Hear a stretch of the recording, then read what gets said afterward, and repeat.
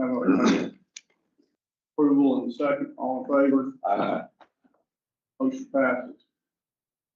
Asking for the approval of the per diem expenses for the November 5th meeting. So moved. Have a motion in the second. All in favor? Aye. Motion passes. We move on to reports. PTFM emergency purchases report.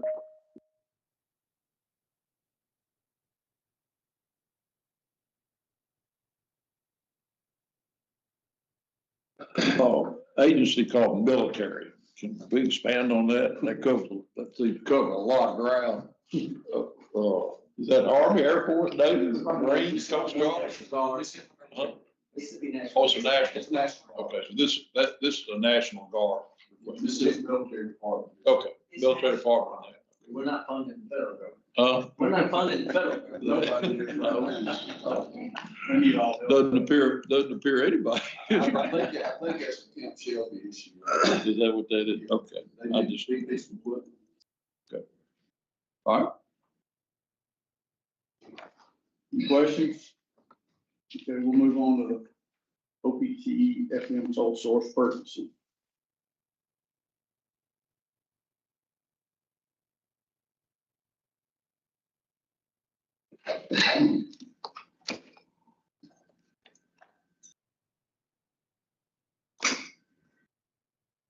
No, I've got no questions. No questions? Okay, we'll move to item C, OPTFM staff approval.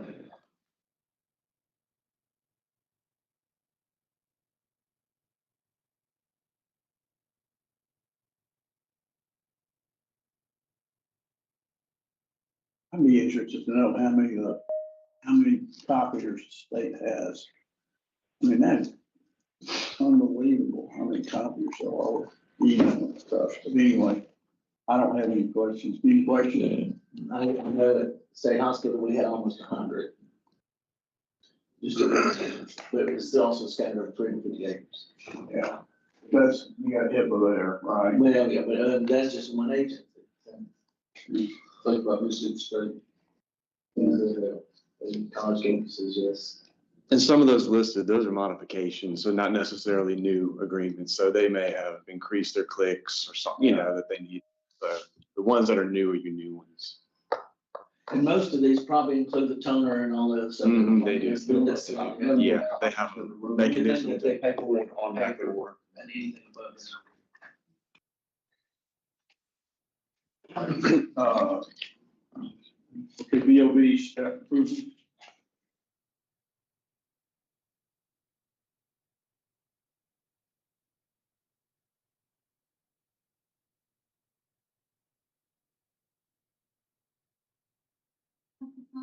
Any questions? There it is. There we go.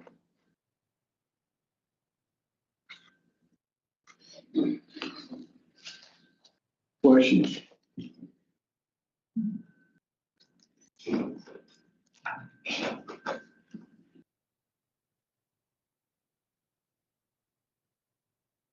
I've got no questions. Okay. OPSCR emergency contracts.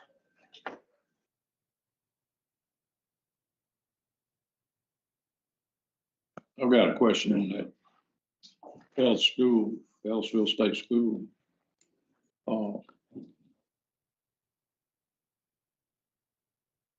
They're terminating the existing contract, is what this letter says, and want an emergency contract. But it appears that the emergency contract is with the same people that they're terminating the current contract with.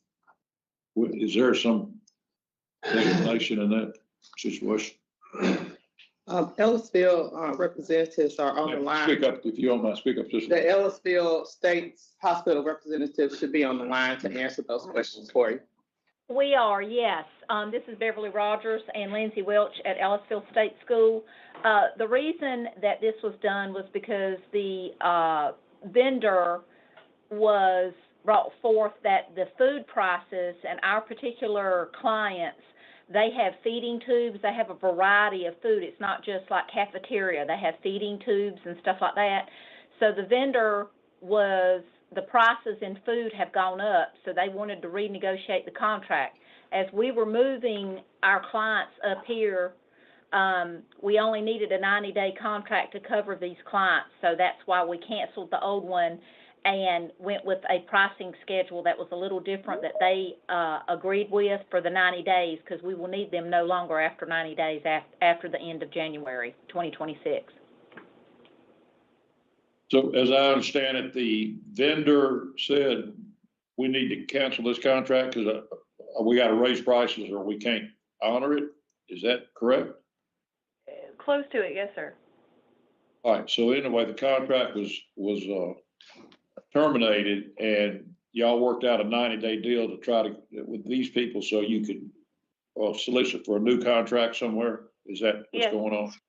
To keep Okay. the diets are so specific, we had to keep someone that was familiar in order for us to procure, yes, sir.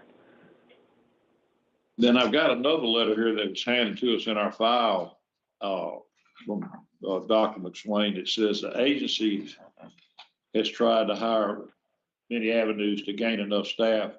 You're not talking about hiring directly to Ellisville. You're talking about hiring an agency to provide staff for food service. Is that what you're? Correct. Okay, all right. All right, I understand. I thank you for your explanation. Thank you. I don't think there's any items under, item that we'll move on to, you may want to check me on that. You're right. Okay. So we'll move to item G, OPSCR staff approvals.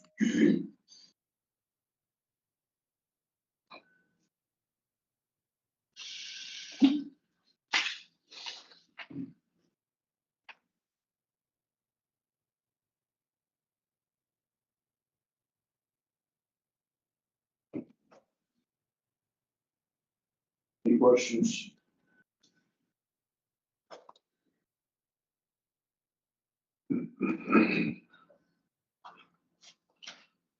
All right, then we have, OPSDR and OPTFM quarterly legislative reports. Anything we need to do there, Brittany? This is just a combination of the reports y'all have already seen, and this is just asking y'all's permission to send those reports with the letters, to the legislators. I move for approval of this in this report. Second. Okay, have a motion and a second, all in favor? Aye. Motion passes. Just out of curiosity, do we ever really get any feedback from them on those? I mean, y'all can get a call or something like that, We get a call occasionally. but it's just to ask, clarify something. Oh, I know we have to do it, but I just didn't know if we got really, Yeah, we every once in a get, while we'll get a We question. will. yeah. Just, AET does not have a chairman Right. now in the Senate. I mean, technically, Senator Parker is still chairman until the end of the year. And then, Lieutenant Governor Husband appoints someone to the work session in January. Okay. Do you get more questions on the emergency or the sole source? Emergency problem? It's all over the board. I know it seems like most of the sole source tend to be from the very technical type of equipment from the universities and medical center. And I understand that, see what they get. I don't remember really ever getting all of those, but that doesn't mean it was left, but, so, I don't remember that. We've had an occasional question, on the emergency, but, since we tweaked the rule to allow for exigent circumstance, that has helped. I'm just curious how across the road looks at emergencies. Or looking at emergencies. They've dropped so significantly since COVID, so. Right. I mean, I think before COVID, we had gotten down to like 4 or 5 that year before or whatever. Mhm. And then total, and then the next year got flooded, yeah. all right, we'll we'll move into the DFA Office of Purchase and Travel and Fleet Management. All right, good morning, everyone. Danny Lynch with OPTFM. The first item on the agenda is petition for relief from a reverse auction process for Jones County School District for an E-rate Category 2 project in the amount of $1,726,245.48. E-rate is the commonly used name for the Schools and Libraries Program of the U.S. Universal Service Fund, which is administered by the USAC under the direction of the FCC. Jones County is requesting the exemption because of the overall complexity of the project, which includes both commodities and professional services, and feels the competitive sealed bidding process would be better utilized. OPTFM is recommending approval of this exemption. First staff recommendation, can I get a motion to approve? Move approval of this item. Second, question. Just curiosity, I hadn't heard of an E-rate in a while. Are there still, I guess they're still funding, but. Yeah, this one came in and it's been a while since I've seen one. So, yeah, They usually come in bunches. they do. Yeah, they'll come at one time with this Kind one. of question I had, when I first got on the board, these things were, Does- a dime a dozen at every other school district. I think this is the first one we've seen in a In a while. year or so. What's the reasoning behind that? I don't know the reason. I know a lot of the school districts are starting to utilize some of those consortium style purchasing. I don't know if they're trying to do technology through those. I know I've heard of some of that, so that could be the reason, but it's just a pure guess at this So the point. school stopped using this program? Well, no, I mean, you've got some of them still using it, but they may be utilizing other avenues to purchase their technology, which is more the consortium style. And I wonder if Purchasing. we had the broadband money that came in that we're probably up some of these rural schools. Mhm. And I don't know, this county school districts. They didn't say specifically what they were buying on the form. It's usually technology, some kind of technology, could be Wi-Fi, could be computers, could be anything of that nature. 1.7 billion is good start. It is. So I have a question, is the supplier unknown because they haven't They haven't- figured it out? They haven't done it yet. Yeah. So they get this exemption and then they'll Okay. proceed with their procurement. Yes, sir. That makes sense. All right, so we have a motion and a second, all in favor? Motion passes. All right, next item, next up is going to be consideration of state agency contracts for the board. The first item is for the Department of Public Safety with Canon Chevrolet, Cadillac, Nissan for the purchase of 16 Chevrolet Silverado PPVs in the amount of $843,920. DPS issued a purchase order for this using the state contract. These vehicles are additions and replacements to their fleet will be used by state troopers. OPTFM recommends approval of this contract or this purchase. First staff recommendation, can I get a motion to approve? So moved. Second, question. Have a motion second. What's PPV? Please pursue vehicle. Thank you. Yes, sir. My big brain did. That's- All right, I've never seen pickup being leaks. Yeah, they can do, they'll modify them for PPV, yeah, that's what they do. So all in favor?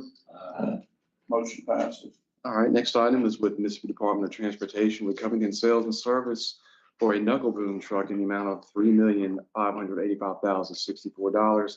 This is an extension request and is the fourth of 9 possible 6-month extensions through May 31st of 2026. This contract was originally approved by this board on 11/1 of 2023 with extensions approved on 5/1/24, 11/6/24, and 5/7 of 25. OPTFM recommends approval of this extension. First staff recommendation, can I get a motion to approve? Move for approval. Second. How many trucks were in here? Do you remember? I didn't look at that. I don't remember. They're Harris may be on. 50, 20,000. Yeah, Harris, if you're on the line, do you know how many were part of this?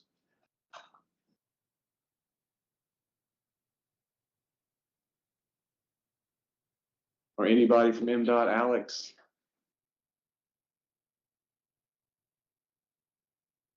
Harrison's our favorite guy. Something wrong. I can't remember. That's on there, but it's a number of trucks. Yes, it is. I can't remember. It's been a little while since I've put the agenda together. What our fearless leader, we've all slept. Yeah, most of them usually include the number, like the next one is the number. I'm trying to remember to put that on there for clarity next time. So we have a motion taken on favor. Uh, Motion passes. All right, next item also with MDOT with Transportation South for 6-passenger ADA minivans in the amount of $12,618,800. MDOT completed the competitive sealed bid process for procurement of up to 200 six-passenger ADA minivans, of which to award to Transportation South at $63.09 per van. Contract term is for 12 months with 4 possible 12-month extensions and will be available to quasi-governmental agencies as well as other political subdivisions in the state of Mississippi and agencies of the U.S. government and FTA recipients. OPTFM recommends approval of this contract. First staff recommendation, can I get a motion to approve? Motion approved. Question. second, It's, 200 vans. That's a lot of automobiles. And then you look down the next couple of items on here and they're getting another 18 vans here and another 16 police charges here. This all seems to be coming at this time of year. Question I have is, and I know I've asked this before, but are we replacing 200 vans? Are we putting those up for auction somewhere? They're old, the old ones they Yeah. have. I would imagine they were. If they'll jump on, if MDOT will jump on, they can probably answer that a whole lot better than I do. Is anybody with MDOT on here? Harris sent a message and said he's trying to unmute himself from the cell phone. But I found the knuckle boom trucks from the previous item, the quantity is up to 8. That was back 23. All right, this is Harris. I'm back now. Hey, Harris.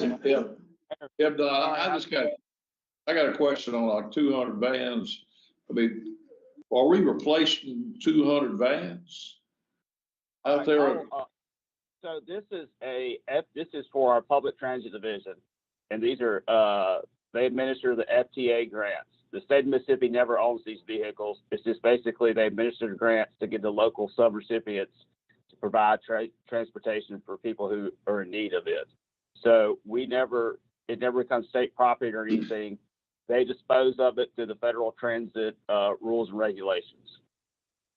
So how long do you keep them? Is there like 100,000 miles, you turn them back over or? I mean, it just depends. Still have a life cycle cost of them. Since these are never part of MDOT's fleet, the FTA's regulation is different than the 7 years and 150,000 miles. So all FTA requires us to do when we go out for bid is follow the state regulations for bidding. Once it comes through the time to turn over a vehicle, the public transit division gets the FTA to get all documentation that this vehicle now can be disposed of. And to define disposed of, what happens to that? They turn it back over to that federal agency? Either they put it out for auction. I mean, these are all federal funds, so I'm not 100% sure of what happens to the vehicle afterwards. But I know fleet management never sees it in their fleet report. And the criteria is 7 years or 150,000 miles? No, that's just if we were buying a state vehicle. So I was just saying that's what we do if we replace a truck. But on the FTA side of it, I'm not 100% sure what they do. They have to follow the FTA regulations to properly dispose of it. Which they could turn it over to somebody who else needs it. They can turn it out to auction. It's back to the feds. There's gonna be grant requirements on these funds that if that money is, if a vehicle is purchased from federal funds is sold, that money is required to be used for the same federal purpose. Could be in the grant agreement, or it could go back if they don't have, if the grant ends and they don't have the program, that money could be returned back to the federal government. The state of Mississippi really don't buy these things, do they? Or do? No, Harrison. all our public transit division does is administer the grants for these subrecipients. So if you see like maybe a 6-passenger ADA van that goes down the road with some writing on there. That 99% of the time, that grant was administered by our public transit division for that subrecipient. So, like I said, it's never a property of the state of Mississippi. It's just basically, I say, pass-through funding. The state of Mississippi does not write the check for the van. No, Is that it's correct? all federal. It's all federal money. Y'all are no more than an administrator for a grant. That is correct. Okay. FDA requires us to follow the purchasing laws of the state of where the grant's administered. Right, and so that $12.6 million never really hits the books of the state of Mississippi other than an authorization out there. But they draw the money down, from the federal pot, and that's how they get the money. And I think the feds have a surplus property program similar that the state has. But I think they run their own. I know some federal grants that money that is either earned or acquired through a grant, such as an FAA grant at the airport or something, that money has to be used for the same purpose as the grant came through, such as landing fees at an airport has to be used for the airport. Who are using, what agencies are using this van? Is it like rehabilitation has some, or the Medicare people? It depends. They're usually very low. Some of them are nonprofits, some of them aren't. Some are very low budgets and stuff. So 80-20 match, 80 federal funds, and they have to come up with the other 20% of it. It's a lot of people who are unable to have transportation or could be disabled, that these local subrecipients pick them up for doctor's appointments, take them to grocery stores, or that type of stuff. This could be a private nonprofit. Yes. You see them riding around these transportation services. Is that part of what we're talking about? Yes, Okay. sir. It's like a community action agency. Yeah. That they'll get those. Okay. That's the quasi governmental entity type funding. And they provide that service, but they're the ones that buy the van. But they've got, if I'm a transportation service, I may be a nonprofit, I gotta make some money somewhere, to pay the people, and keep up the Well, van they're usually reimbursed for services that they provided too. They, out of this. not out of this, but out of other funds, other federal funds as a provider for those services. Okay. So they can bill based upon clients or patients or whatever. You raising your hand? You just yawn? Feds always have very specific rules and how the money is being spent. You report back to them. 3 vans went to this night. I'll just worry about throwing 200 vans up in the state automobile pool. Yeah, and see, this is, I don't know how many times we've already done it, but this is also over 4 or 12 months. Yeah. Well, this is a new one here. That's the reason we don't have any. I can say about the van, we had a previous contract with 100 on there. They're very popular idols for the subrecipients. So we maxed that out. So the public transit division asked us to increase the threshold to 200 because it's a very popular used vehicle. But like I said, the state of Mississippi never owns it or anything. So state agencies are not using these vans, nonprofits are, is that what I'm understanding? yeah. Or just local transit, small transit agencies and stuff like that. I mean, you can see them, if you see them going down the road with names and stuff that might sound kind of strange, but they've gotten an FTA grant to purchase that vehicle. I appreciate your explanation, sir. Well, We have a motion and a second, all in favor? Motion passes. All right, the next item is more ADA vans. So it's also with There we MDOT go, we got another 18 coming. in the amount of $2,479,093. MDOT is requesting approval to purchase 18 ADA vans using the state's contract for ADA vans. OPTFM is recommending approval of this contract. And the difference between the two is the configuration.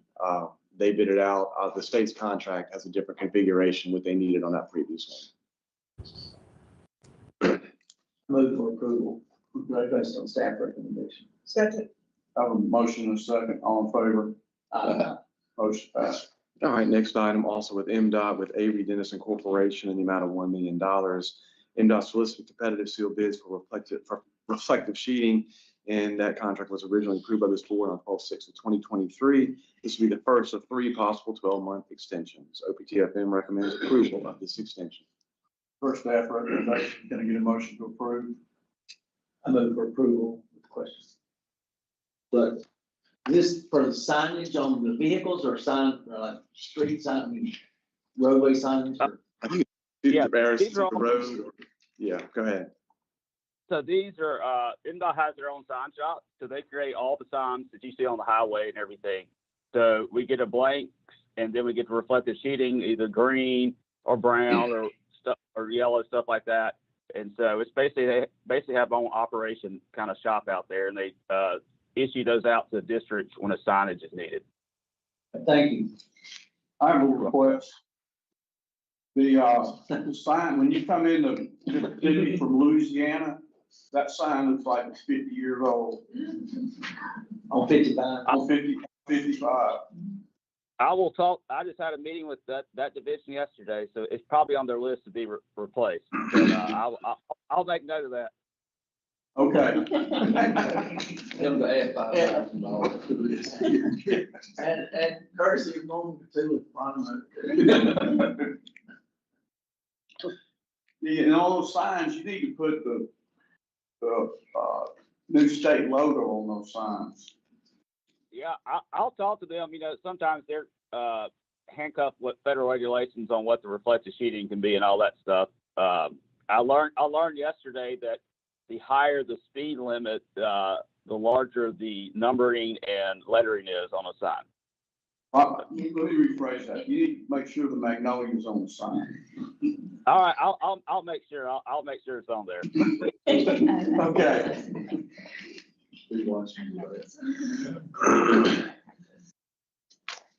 Okay, we have a motion and a second, all in favor? Motion passes. All right, next item was the Department of Public Safety with Jackson Mack Height Ford for the purchase of 62 Ford Police Interceptors for use by Highway Patrol and Capitol Police in the amount of $2,975,938. OPTFM recommends approval of this contract. I'm a little based on that recommendation. Second. Have a motion and a second, all in favor? I got a question on this. We are purchasing these. These are Yes. going into our state fleet. We're responsible. All right. And so I think last year about this time, we bought 100, if I remember correctly. I question why we wanted 100 at a time. I think they had a new graduating class last year. They did, yeah. Pretty large class, Yeah. but that's why they ordered new cars. So these are not necessarily replacing. Well, these may be replaced. These are, some are new, some are replacing. Yes, it's going to be a combination. Is there an accounting of ones that we're turning in? Does the agency have to submit an accounting to DFA saying, hey, we're retiring 22 police cruisers this year due to obsolescence or whatever? Do they turn that in? Is there a running inventory? They'll submit their disposal forms and the reasons for So disposal. if somebody here looks at that and said, okay, Yes. wait a minute, Danny's shop. Yes, our department sees those. They'll submit disposal forms for whether they're wrecked or obsolete, with mileage or years. so it's not a tit for tat. In other words, they buy 60, you don't expect 60 to be retired. Not necessarily, they try, but it's not always balanced like that. They may need 200 and they may get rid of 140, something like that. And the retiring is when they put them to auction, is that correct? Yes, they'll get And rid then of they it. notify you when that auction is? And they retain some of theirs for parts and things like that too. I mean, they'll be able to, I've seen their salvage yard and they'll retain it for parts and things like that. So how is the money accounted for when something's bought at auction? I mean, I buy a used police cruiser. Can you hear me? $5,000. Go ahead. This is Captain French, Director of Fleet Operations for DPS. Yes, sir. So once those vehicles are sold at auction, by state law, that money gets turned in to DPS. It does not go to any one entity. It goes straight to DPS. And it's just goes towards general funds. And general fund State funds, state funds. goes to state fund, or is it? General funds are state funds. And, used by DPS. That, whatever. the So number- DPS has a credit, it's at the state fund? So if it all gets paid into the general fund, the only way it leaves the general fund is by appropriation of the legislature. Okay. So they might say, hey, legislature, we sold X and we return this to the general fund. That's up to the legislature how the money is spent. So if I wanted to know, I could, there's a report that says DPS turned in, $300,000 to the general fund for sale at auction. There should be a report on a year-to-year Well, basis. DPS, let's see, yes, through DPS, because they account for that. They've got to pay that back into the general fund. Okay. So that would be a DPS function. And it also should be recorded by the auditor's office too, right? Because they should keep up with all the vehicles. I mean, not the amount of monies, but the number of vehicles are considered inventory. I'm not familiar with that part. Okay. All right, thank you. Now, No more. It used to, I know there used to be a law of who could have how many vehicles, but I think that's. No, they used to, I was getting a report from every agency, county and everything else, that had a list of all the inventory that you would look at. And they typically would periodically go out and do a test of those. Thank you. Everybody happy? All right, so you have a motion and a second. All in favor? Motion passes. All right, thanks for your help, Trey. Next item with the Department of Public Safety is with Miller Knoll for the one-time purchase in the amount of $1,470,266. And this is using the state contract to purchase of panel systems for DPS's new headquarters. OPTFM recommends approval of this purchase. First that recommendation, can I get a motion to approve? Move for approval based on staff recommendation. Have a motion and a second. Any questions? All in favor? Motion passes. Thank you all. We'll move on to DFA Bureau Building. Morning. Morning. The first item is being brought to you all for a construction contract that exceeds $5 million for Jackson State University, DS number 103315 for Campus Mechanical Improvements Phase 3 to Fountain Construction Company. The construction days from the notice of receipt is 360 days. The total value of award is $6,158,800, which includes base bid and alternate. The scope is Jackson State University Campus Mechanical Improvements. Project includes, but is not limited to, replacing air handler units, boilers and chillers with controls. In some of the buildings, the scope calls for minor upgrades to return air fans and providing new VFDs. Buildings are as follows: AAC Building, number 26, Dolly M.E. Robinson Building, number 4, Rose Emily McCoy Auditorium Building, number 28, Library number 9, Dolly Me Robinson and Peoples Mechanical Rooms, and FF Music Hall Building, number 29, for an approximate square footage of buildings of 400,000 square feet. DOD recommends PPRB approval contingent upon IHL approval and an executable contract. Heard staff recommendation, can you get a motion to approve? I move for approval based on staff recommendation. Have a motion and a second. Any questions? I've got one question. What's a VFD? Variable frequency drive. A variable frequency drive. It's a mechanical, it controls motors, speeds, and fans. Okay, thank Mhm. you. No further questions. All in favor? Uh-huh. Motion passes. The next item is consideration of furniture and equipment contract for board action to Mississippi Valley State University, GS number 106258, academic skills tenant improvements to Kruger International, Inc. It's a one-time purchase with a total value of $582,227.40. The Bureau building is requesting to use the state contract with Kruger International to purchase furniture and equipment for Mississippi Valley State University for academic skills, tenant improvements. Board action is required when asking for approval to exceed the maximum award amount under the state contract. VOB recommends PPRB approval. For staff recommendation, can I get a motion to approve? I'm going to approve it based on staff's recommendation. Second. Question. Okay.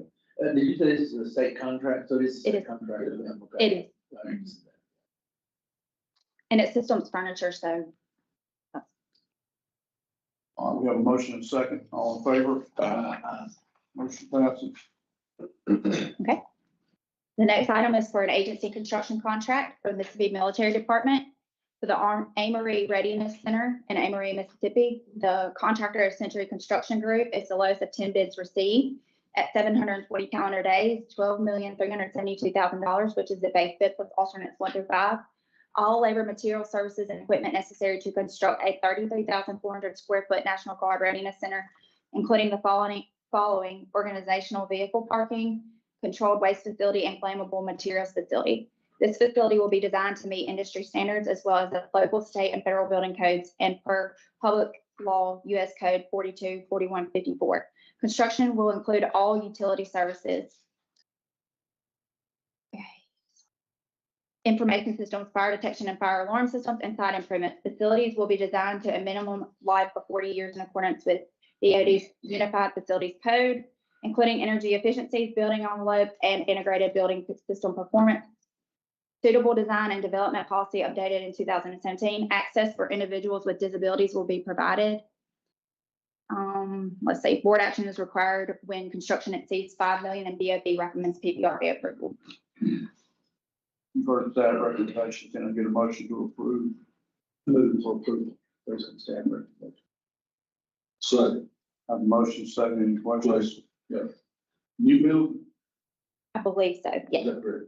They don't have an existing armory up there. This is one that was Destroyed by the destroyed by the storm. storm, yeah. Okay, that's what I was kind of thinking that it may have gone away. A little bigger than the one they had. Considerably better than what they had, yes. I was just wondering, because I was up there just so that there's still a lot of work being done that way. I didn't know. Where, what, y'all, what this is? And, but I don't know what Where that is. exactly, I'm not Yeah. sure. Okay, I mean, it doesn't really matter, because about half the acre got blown away up to Alabama, so. Okay, I'm just curious. Yeah. This was a new facility. It sounded like this was a completely new facility, not a renovation. Correct. I have a question. Are we getting any federal funds? Thank The you. federal government provides a lot of the coverage for insurance there. They provide insurance. I think our insurance program provides some portion of it as a state match, but predominantly this is all federal funds, other than a portion of our state property insurance. We have nothing out of pocket from the state. Well, I'm talking about construction. Is the Fed paying for any of the construction costs? Yes, Yeah, they are. yes, All yes. of it? There's a federal match, but in the case of insurance, they cover the building, so we also have insurance, so it's a mutual insurance coverage, Okay, but they're covering the difference. okay. Okay, so we have a motion and a second. All in favor? Motion passes. Okay. The next item is for the Mississippi Department of Finance Administration Capital Complex Improvement District, GS number 3900008 for John R. Lynch Street improvements. The awarded contractor is Kentfield Construction Company. The construction days is 300 days. The total value award $9,778,053.20. The scope is construction through warranty phases will include the rehabilitation, replacement, and repair of pavement and sidewalks, driveway aprons, curbs and gutters, utilities and drainage system, water and sewer lines, pavement striping, milling, and asphalt overlay, joint cleaning and sealing, improvements of the installation of ADA requirements, and all other work as required by plans and specifications.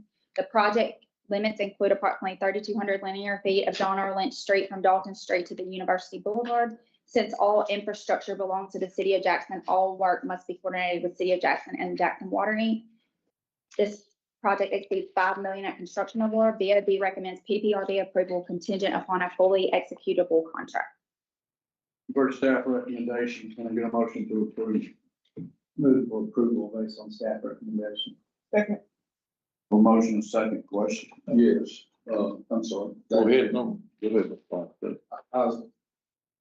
Because of the coordination with this, I assume that all this work is, the water lines and everything are under the street. Yeah. So they're going to have, they're gonna have that fixed for y'all. Yeah. Similar to the Just question I asked on station. Yeah, that's right. Where CCID starts at the bottom and comes up, then paves.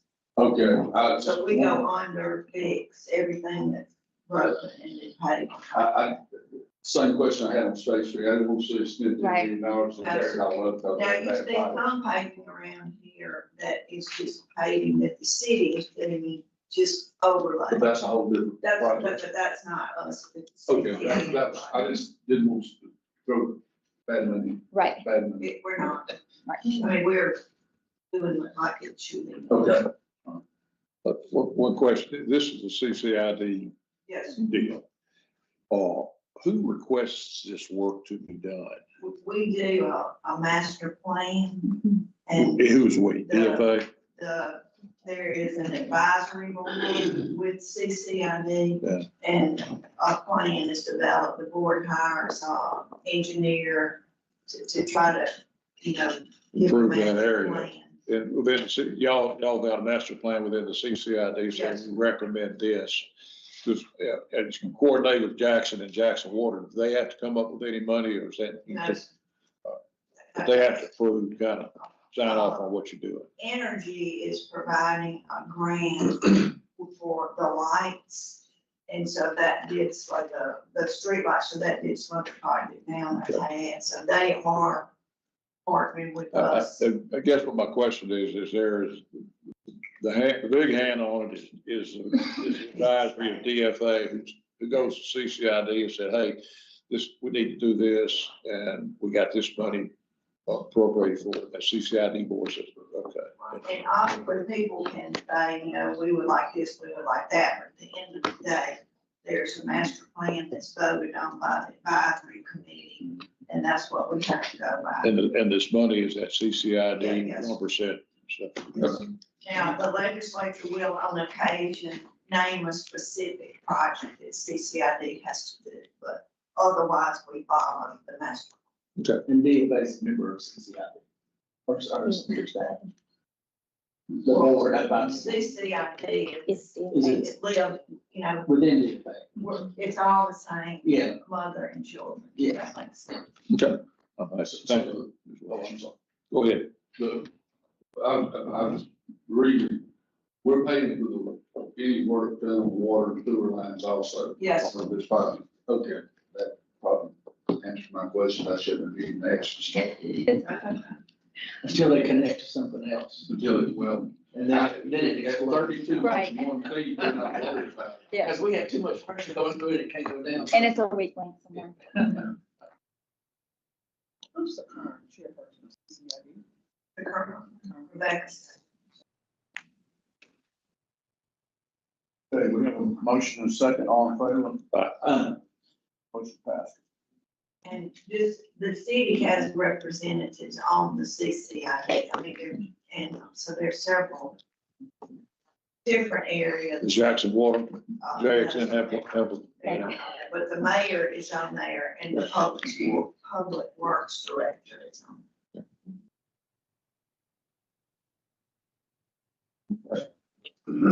Next. Okay, the next item is consideration for agency change order for the Mississippi Military Department. The project title is Replace Bridge at the Youth Challenge Academy. The general contractor is the Cornell Malone Corporation at $174,300. Did we vote on that last? Oh, sorry. Did I go too far? Oh, wait, wait. The last question, and I thought it was hard to call the question. You had a question, or you had a question? Yeah, we voted on it. I thought it was voted on. We did vote on it. Okay. We can do it again. That's not a problem. You want to do it again? Whatever feels good to you. All in favor? There you go. All right, motion passed. No question. I don't remember. No question. That's a done deal. There we go. We may be working off muscle memory, just thinking. I think so. Okay. So ready? We're ready. Okay, the next one is for a change order for an agency, which is the Mississippi Military Department. The project title is Replace Roofs at East Challenge Academy. The contractor is Equinell Malone Corporation with an original contract sum of $174,300. The total value award for this change order is $77,220.34. The scope is to remove and dispose existing 1.5-inch gypsum deck that will not support new roof, install new 3/4 CDX, and add 4.5-inch ISO with ice and water shield. The board action is required when the change order exceeds 25% of the original contract. VOB recommends PPRB approval contingent upon an executable change order. For staff recommendation, can I get a motion to approve? Motion to approve based on staff recommendation. So, I have a question. Is this down in Camp Shelby? Is that what this is? I think so, yeah, and, they have unit prices, I believe, in their original bid, so this is reconciling those costs. Where is this located? On Camp Shelby. Huh? Camp Shelby. Oh, this Camp Shelby? Okay. I know they got a school there, so that's what I'm assuming it's all part of it. Thank you, Jim. It's designed, it's the second one, it was designed for individuals who are under 20, who dropped out of high school and didn't finish, and they can get a diploma to actually improve school for the Department of Education, so they get a diploma in 9 months. And I went down and visited that program, and I'm telling you, that is not a program I would want to go through. Well, Youth Challenge Academy, they're used as for a boot camp. That's what it is. It will straighten you up or straighten It you was out. pretty intensive, and if you graduated from that, you were pretty good. That's all. So it was very intense. Probably one of those in every city. So this one applies for the whole state, so in individuals, but they have to, I think they have to be under 20 and have that dropped out in their like 9th or 10th year or 20th year, between 10th and 11th. You get 9 months, you get 3 years of schooling in 9 months. Do they live on campus? Yes, it's a dorm, it's everything. Yeah. It's Do you make application for it? I don't know how. Or does your daddy drag you in there, It's a limited kicking number. and screaming? It's a limited number. You may be court ordered. Yeah. But I mean, the adjutant general flew several of us down there in helicopters, by the way. We actually picked us up, and that was an experience in itself. Going from Cleveland to Camp Shelby and Black Hawk, but we toured all of that, and it was very impressive. Look, I got a couple of boys that are a little age over, but can they make an exception? I'd like to put 2 of them. I'd like to Probably put adjutant general. What's the age? I want to say it's under age 20. But there may be an exception there, but they usually have to drop out in the 10th grade year, or between 10, 11, and 12. And really sort of banned from their own high schools.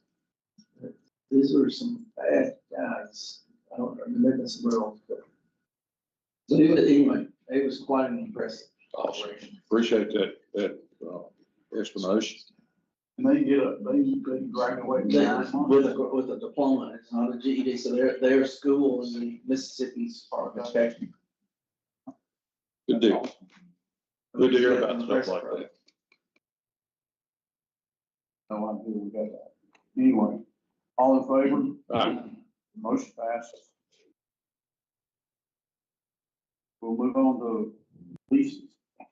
First category of leases is new leases. The first one is with North Mississippi Regional Center. This is in Senatobia, Mississippi, for 17,100 square feet, or starting yearly cost of $110,445, or $6.46 plus utilities and janitorial. The inflation rate as far as the year to year is about 2.5%.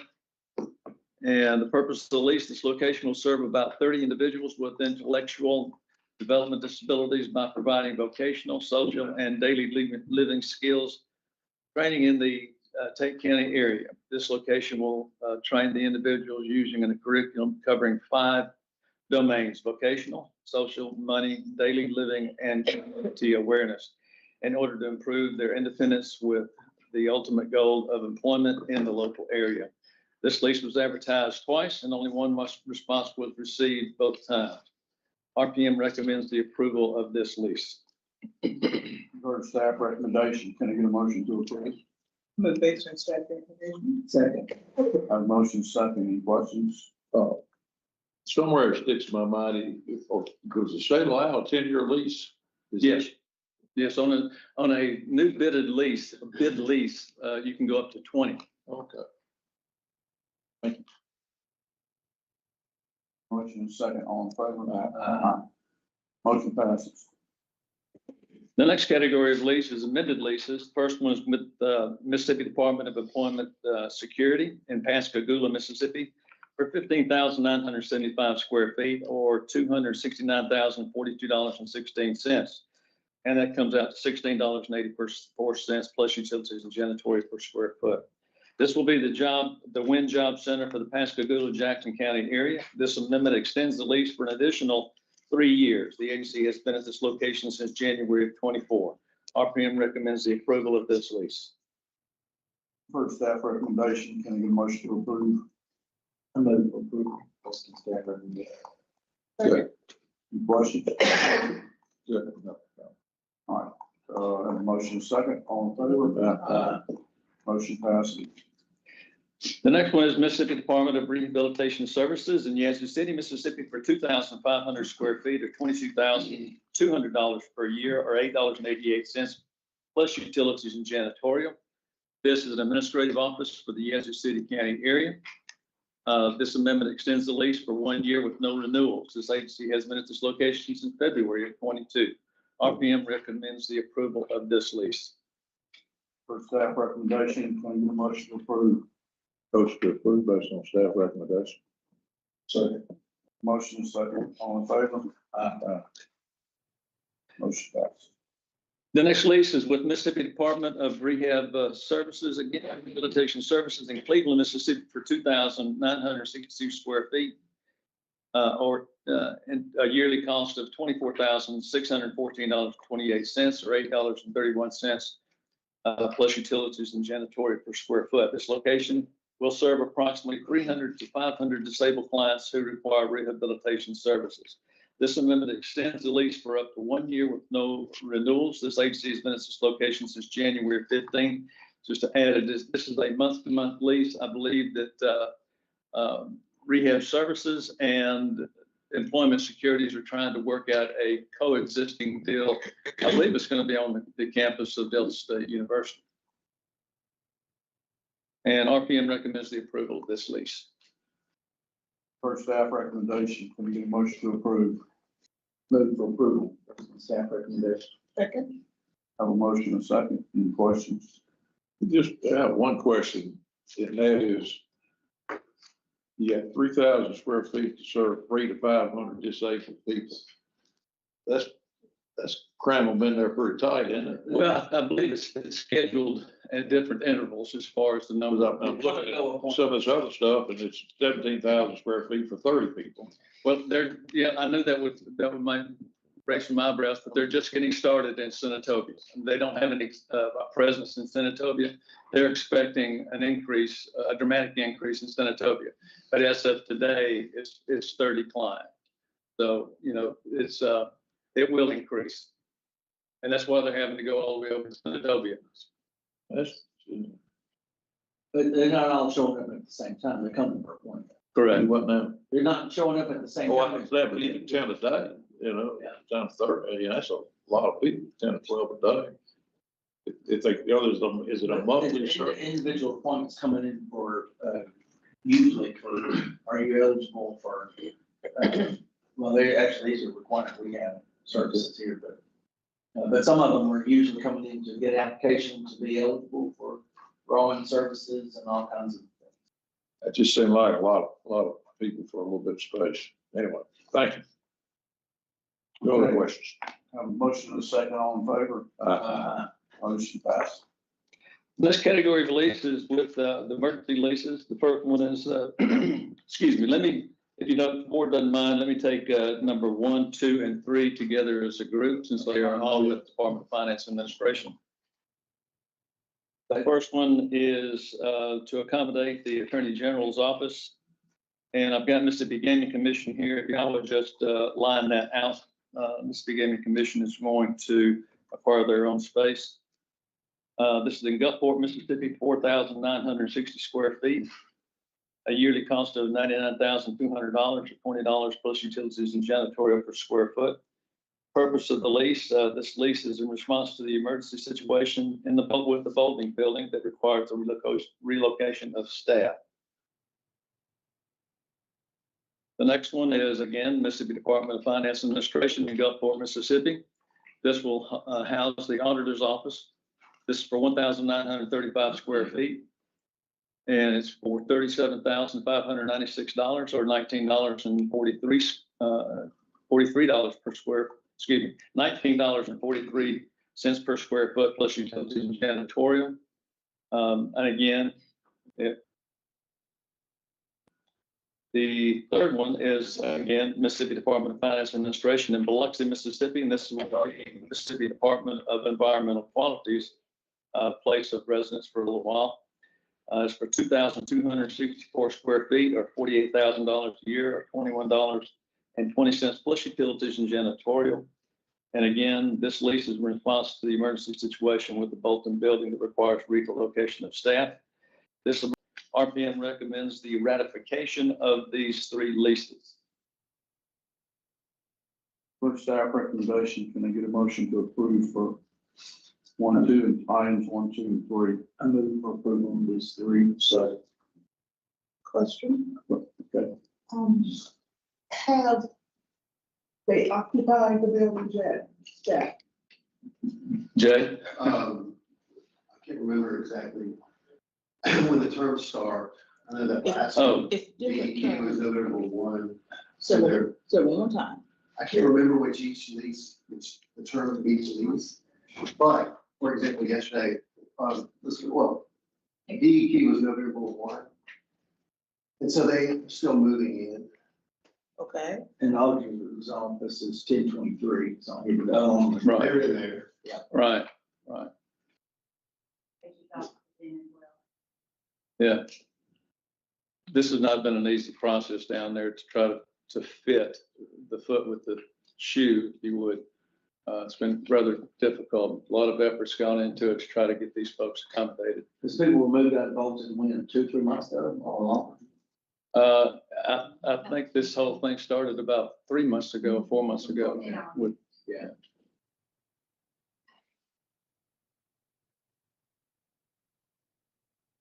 Any idea when this Bolton building's gonna be ready? The first and second floor remediation work is estimated to be completed in March of 2026. For the first and second floor, You're talking about a year, probably, on the whole project. probably, hoping that How many floors? it. 6 floors. Yeah. Thank you. Any other questions? All in favor? Motion passes. Thank you, Kim. Okay, thank you.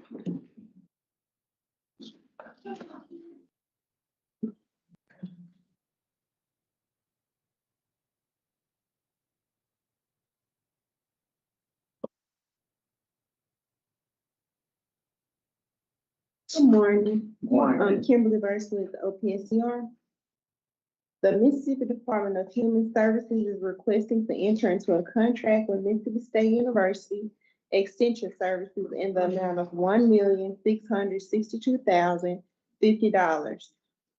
The contract will assist in analyzing and setting reimbursement rates for the child care payment program. The agency contracted directly with MSU without soliciting the private sector pursuant to PPRB OPSCR rules and regulations, section 11.2. The term of the contract is 3 years with the option to renew at the discretion of the agency. OPSCR recommends approval of this request. For staff recommendation, can I get a motion to approve? So moved, based on staff recommendation. Second. Motion second, any questions? Did they at least look to see if that was a fair price? You know, Yes, that's one of their requirements That's under part the of it. inspection. They have to determine that it's fair market value for the services. okay, the reason I asked that, because normally that statement is in there that they evaluated this with price to sale. That's fine. Okay, we have a motion and a second, all in favor? Motion passes. The Mississippi Department of Human Services is requesting to enter into another contract with MSU in the amount of $927,254.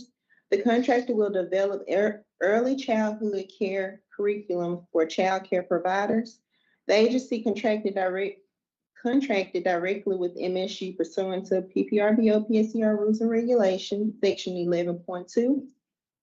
The term of the contract is approximately 7 months with the option to renew at the discretion of the agency. OPSCR recommends approval of this request. You've heard staff recommendation. Can I get a motion to approve? Move approval of this item. Second question. Have a motion second, David. The contractor will develop early childhood care curriculum for child care providers. Is this like a lesson plan for them, or do these child care providers go to Mississippi State and take seminars to learn how to do this? How does that work? We have, Mr. Allgood on the line. Hi, everyone. Chad Allgood. I'm the director for the Division of Early Childhood Care and Development at Department of Human Services. So about 3 years ago, we began a project with Mississippi State to develop a curriculum. And this is a curriculum that child care providers themselves will be able to implement. It's called My Mississippi Adventures. It is a project base, which is developmentally appropriate for birth to 5 children. It's a curriculum that uses Mississippi culture, which is something that's really a key component of early childhood education, is allowing children to be to experience things that they're used to when you're teaching concepts. So it uses Mississippi culture, et cetera. There's a second layer of the curriculum that is an online training platform for teachers in childcare. Most teachers go into childcare, they have very little training on child development. So this is a dual layer curriculum. So it is a curriculum that childcare providers can use themselves, has learning activities, lesson plans, as you said. But then there is a training component also that teachers will be able to access training free of charge. And since it's online, they'll be able to access it at any time. So Human Services, do y'all advertise this to Human Services, or provide information that this is available and that they can participate or not participate? Yes, sir. This is completely voluntary, but a lot of child care providers, they struggle with finding learning activities. And this is something this is a resource that we'll be able to offer to them free of charge. Again, it was, created by faculty at Mississippi State, and they partnered with some other universities. It also aligns with our Mississippi Department of Education learning standards as well. Look, if it's free of charge, what's this $927,000 for? So that's actually for the staff at Mississippi State to complete the project. There's just a little bit more work that they need to complete, which they said it's going to take about 7 more months for them to complete the process. So the program is free, but the development of it, they're paying for the development of the program. Yes, sir, that's correct. All right. I thank you for your explanation. And what is the program called? Is there a name for the program? The curriculum is called My Mississippi Adventures. What? My Mississippi Adventures. Adventures. And it's tailored to Mississippi culture and things of that nature. Yes, sir.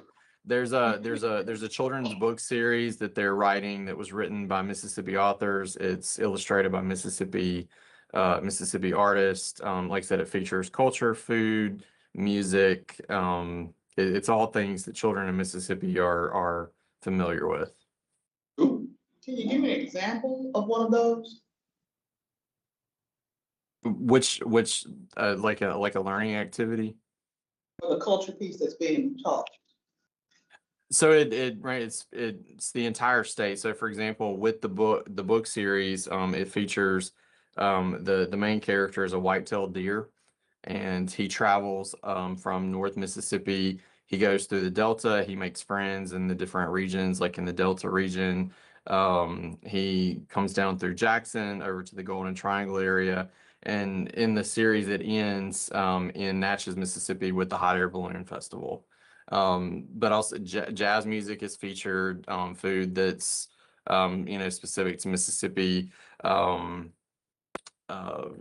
Like I said, just different elements of Mississippi culture. Thank you. Targeted to what age? This curriculum is for this curriculum is for infants through 5 years of age. Thank you. You're welcome. Let me just say a request, this goes back to what Norman I asked earlier. Can we add the last sentence up to the number 1 as well, just so it's in there for the minutes? The agency had compared, that was like. Fair market value. Yeah, we just add that to the previous one as well, just for minutes. In case somebody 10 years from now, when we ask that question.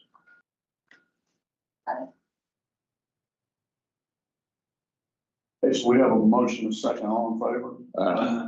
Motion passes. Okay.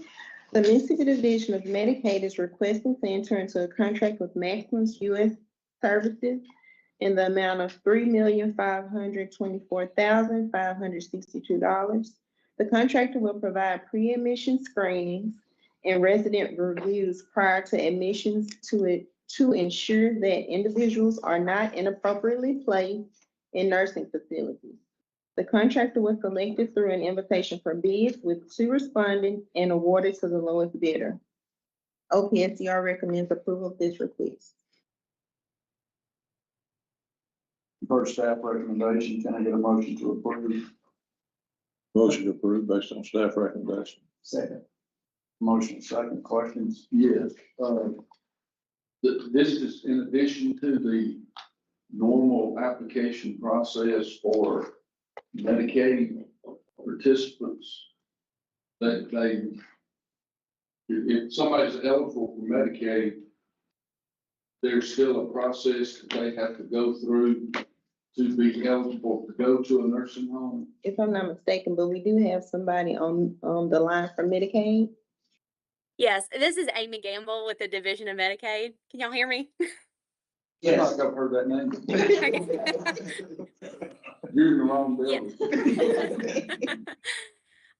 So there are some federal requirements that anyone who is applying to a nursing home or some kind of long-time care facility like that, that is a Medicaid provider, the federal government just requires a screening of those applicants to make sure that they require that level of care.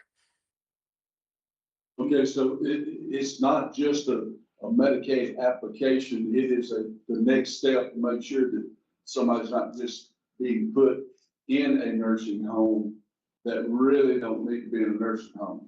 Right. And you can apply for Medicaid long-term care and not be a Medicaid patient, recipient. Right. Under the traditional Medicaid. That you can get long-term care at home. Well, but you can, the long-term care program is a separate program in Medicaid. So Medicaid does all kinds of general healthcare services that you would not necessarily have been a beneficiary of. I know this from other situations.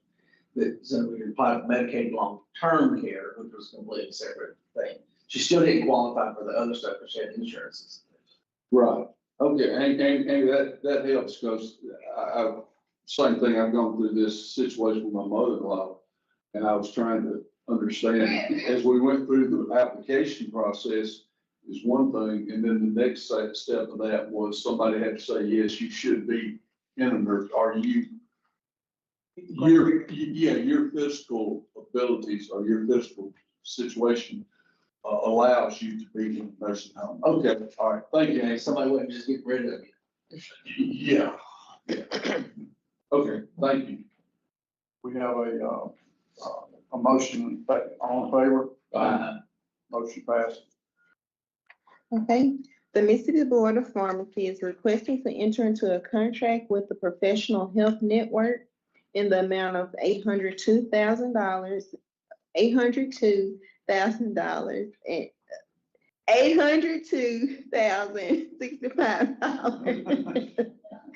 The contractor will provide a. Could you repeat that? No, we need to go out. I'm just Please kidding. don't make me. Don't listen, man, I'll give you a heart attack. The contractor will provide a recovery program for pharmacists, pharmacy students, and pharmacy technicians licensed are registered with the board. The contractor was selected through a request for proposals with 4 respondents and awarded to the highest score. The agency requests an exception to PPRB OPSCR rules and regulations for section 6.4 due to the content of the solicitation.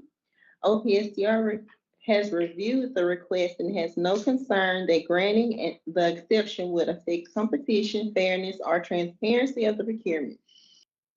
OPSCR recommends approval of this request contingent upon the exception request being granted, receipt of the required certificate of insurance, and the regulatory board approval minutes. For staff recommendation, can I get a motion to approve? Move for approval based on staff recommendations. Second. Have a motion and second. Questions? Yeah, what was the what was the exception? Is it says the content of solicitations? Was it phone number or email? Or? Yeah, it was something. It was. Was it the terms or something like that? I can't. Usually those are ones where they have not updated the language in the solicitation. They use the old rules. So, but anyway, the solicitation was distributed and everything, so everybody had. Yeah. Thank you. That's fine. Yes. We have motion and second. All in favor? Aye. Motion passed.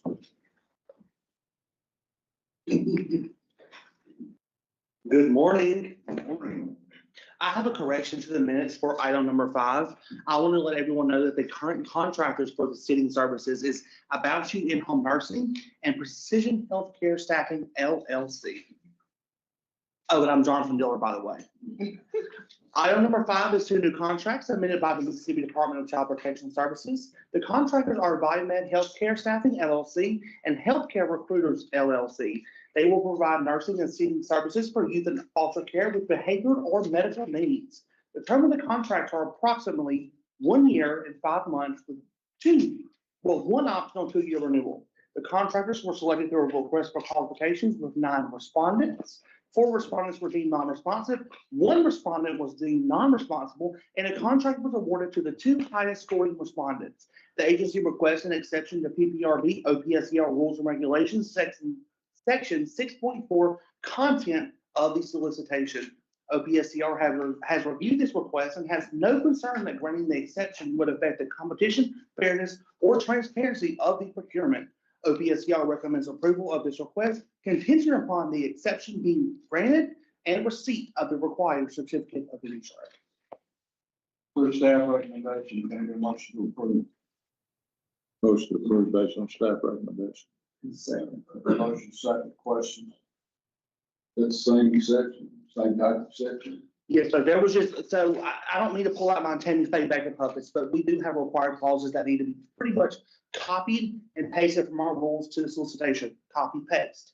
And sometimes it kind of gets a little confusing with our new rules with some agents. Sometimes the paste don't work. Right. The copy didn't work. Okay, so we have a motion and second. All in favor? Aye. Motion passed. Thank you. Item number 6 is a new contract between Mississippi Department of Corrections and U.S. Corrections, LLC. The contractor will provide interstate and interstate prisoner services. Prisoner transport services will be provided for persons held out of state jurisdictions who are escapees, have violated the terms of their parole or probation, or for some other reason must be returned back to corrections. The term of the contract is 3 years with 2 optional 1-year renewals. The contractor was selected through an invitation for bids with 3 bidders. 1 bidder was deemed non-responsive, and the contract was awarded to the lowest bidder. MBOC requested exception to PPRB OPSER rules and regulations, section 5.1, content of the solicitation. OPSER has reviewed the request and has no concern that granting the exception would affect the competition, fairness, or transparency of the procurement. And OPSER recommends approval of this request contingent upon the exception being granted and receipt of the required certificate of insurance. For staff recommendation, can I get a motion to approve? I move for approval based on staff recommendation. So, questions? So I have a question. So the 4.5 million, is the state charged or the Department of Correction charged based on a fee deal? Is it up to 400 or is it up to 4.5 million? It is for this. It's based on how many, so if we transfer prisoners and based on the fee structure, it comes out to 2 million, that's all the state pays. Correct. So it is done by each transportation on a rate schedule of what the bidder submitted. Okay. And I have Dr. Henry on the line if she would like to kind of interject and have some more additional information. Nice. Good morning.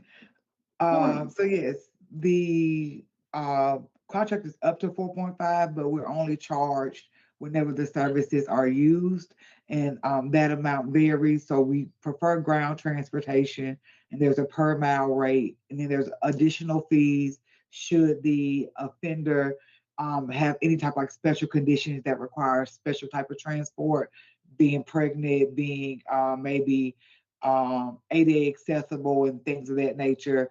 If we have to also, if that transport takes more than a few days, for instance, especially with ground transportation, a lot of our extraditions do come out of Colorado, Massachusetts, and New York, but we only pay for when we utilize the service. Okay, thank you. So we have a motion and a second. All in favor? Motion passes.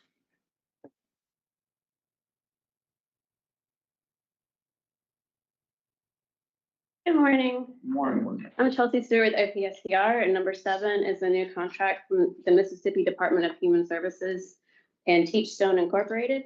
The total value of the contract is $825,878, and the term of the contract is 3 years with 2 optional 1-year renewals. The contract will provide training and training materials on the classroom assessment scoring system tool and will certify trainers and observers to use the class tool for observations and training purposes to provide a valid and reliable measurement tool for early child care education. The contractor was selected through an invitation for bids as the sole bidder. OPSCR recommends approval of this request. You've heard the staff recommendation. Can I get a motion to approve? Move to approve this item. Second. Any questions? All in favor? Aye. Motion passes.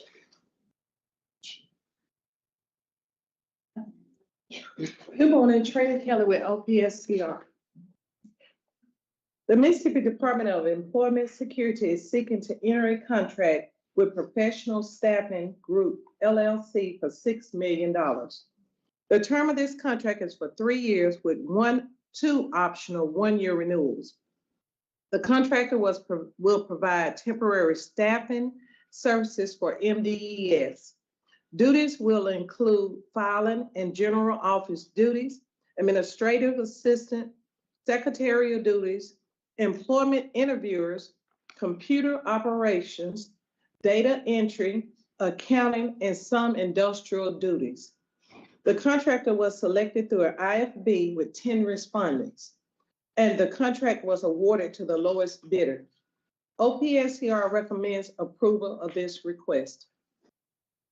You've heard staff recommendation. Can I get a motion to approve? Move for approval based on staff recommendation. Second. Motion and second. Questions? See. On favor? Aye. Motion passes. Thank you. Good morning. Morning. Shannon Smith with the Office of Statewide Strategic Sourcing. We have a new contract from the Mississippi Development Authority. This is with Amina Trade and Investment Consulting, who will provide European investment consulting services to the agency, assisting with new investment opportunities throughout Europe. The contractor was selected through an RFP to which 6 vendors responded. 3 vendors were deemed non-responsive. The highest scoring vendor was awarded.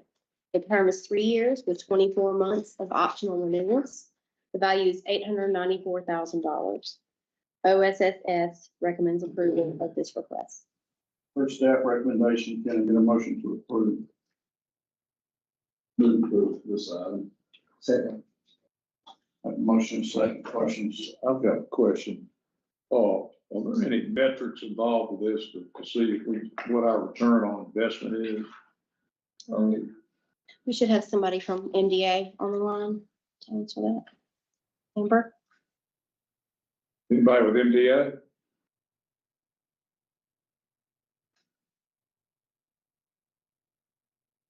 I do know from past, they do have that, I mean, they have performance. I'm sorry. This is Brian Daniel with Mississippi Development Authority. I had it on mute. Yes, there are metrics that we get from the contractor every month. They have regular meetings with them, and so this is a very closely monitored contract. There is very frequent conversations and communication back and forth regarding activities going on within the designated countries that the contractor is working within. So are we, this company is trying to promote Mississippi product for Mississippi businesses in Europe? Well, there's twofold. One of them is foreign direct investment, which means that we are working with companies that are in the European market that may be looking to build a manufacturing facility or some other type facility here in the United States. And so they're trying to promote Mississippi as the destination for that new company that they would be forming here. And then they also do trade promotion for us, where they're actually trying to work to help Mississippi companies sell their wares in other countries as well on the trade side. You give me an example of the 3 respondents that were deemed non-responsive. What was the nature of their non-responsiveness? I believe some of them, we were unable to reach the required number of references for them. That was one example that I can recall. If you need additional references, or examples, I can get back to you on that. I do believe all 3 respondents had a different reason for being non-responsive. I don't remember right off on all of those, but we can definitely get that detailed explanation as to why we deemed them non-responsive. I'm not requesting for a follow-up one. I was just curious about what were the areas of non-responsive.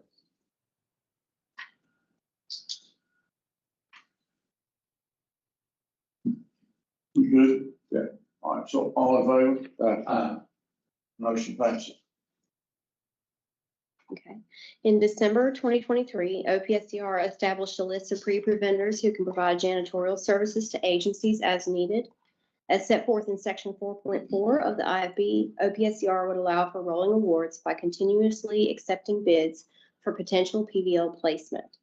The IFB stated that we would recommend awards for all responsive and responsible bidders whose average per square foot rate does not exceed 125% of the average rate for each region. During this year's rolling awards, 4 bidders responded. Only 1 was deemed responsive and responsible. This list will be effective until December 31st, 2026. Prices will remain fixed and valid until December 31st, 2028. There is an allowance for price increase in case of unexpected market disruptions. Price adjustment must be supported by market analysis, and this adjustment cannot exceed 110% of the original bid rate. OPSCR recommends that Service Master Professional Services be placed on the PVL for janitorial services for the coastal, East Central, and Pine Belt regions. For staff recommendation, can I get a motion to approve? And then for approval, based on staff recommendation. Second. Questions? Same question, do you know what made the 3 out of 4 non-assigned?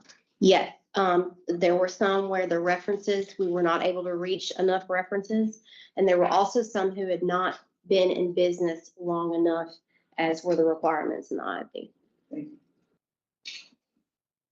so we have a motion and a second, all in favor? Aye. Next meeting, December 3rd, fine. Like a really fast year. Gone by, we'll be gone by. Can I get a motion to adjourn? Motion to adjourn. Second. All right. Thank you. Ms. Ruth, I just hope, we are not responsible to the conversation.